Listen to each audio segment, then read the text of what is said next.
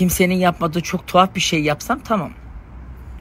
Hoş doğum günü kutladığımda da ay görgüsüz, parayı bol buldu, nereye süreceğini bilmiyor demişlerdi. Yaptığım tek şey düğün salonunda halay çektik ve pasta kesmiştik. Ya bak üstünden geçti 2 sene, ne oldu? Neyiniz eksildi ha? Sanki geldim de evinizden kanepenizi aldım götürdüm salonda oturmak için koydum. Kendim aldım kendim ettim. Kime ne? La ilahe illallah. Öyle yazanların da var ya, eminim ki oğullarının ya da kızlarının düğünü yaparlarken neler yapmışlardır neler. Gidip sizi bir de akrabalarınızdan dinlemek lazım. Onlar sizin için de düşünüyorlar. Yani anlayacağınız, o yüzden bir nişan daha yapmam gerekiyordu. Bir de şöyle bir şey var.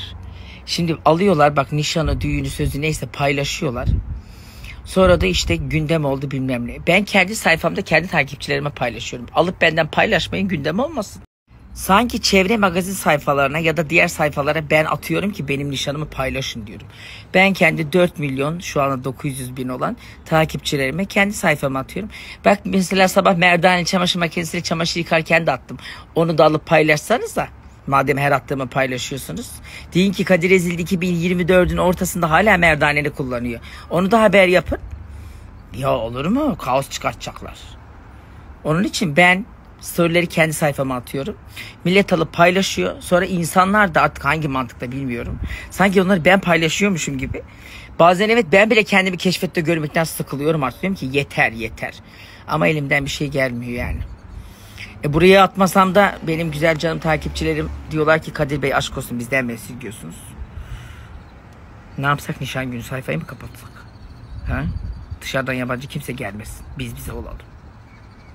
Şu an anlık olarak bütün akrabalarım ve çevrem eline telefon almış.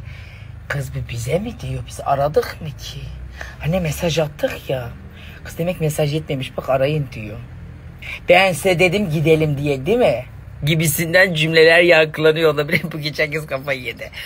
Ay çayım bitti, çay dolduracağım. Bir de bu arada DM'imi okudum. Yazdık tabii, ben de klasik sıradan bir hayat yaşadığım için çok bir şey yok yani. Bir farkımız yok. Aynı hayatları yaşıyoruz. O yüzden hepinizin başına gelmiş, yazıyorlar bana. Kadir Bey bize de aynısı oldu şöyle. Ama tabii %50'si benim gibi sivri dilli ve böyle çatladanak yüze çarpmadığı için içine atmaktan zavallım kurdeşen dökmüşler. Bir kısmına da annesi izin vermemiş, sus patavatsızlık etme diye.